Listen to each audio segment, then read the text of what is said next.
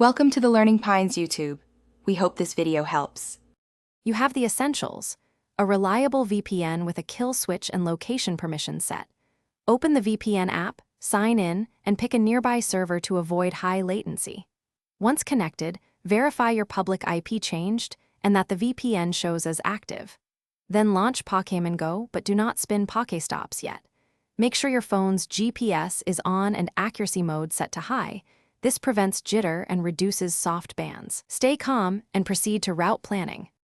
Now you'll perform controlled movement to mimic real play.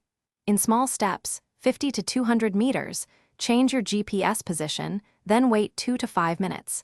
This pacing reduces suspicion. If you're using a location helper, set gradual speed and route points.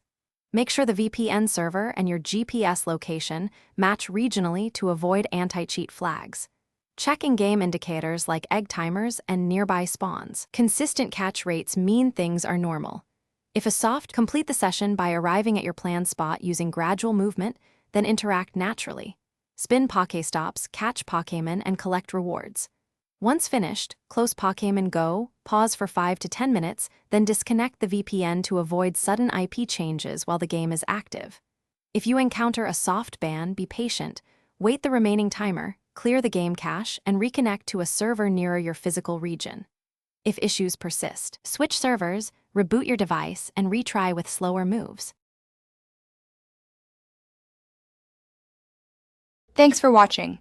Consider subscribing if we helped you.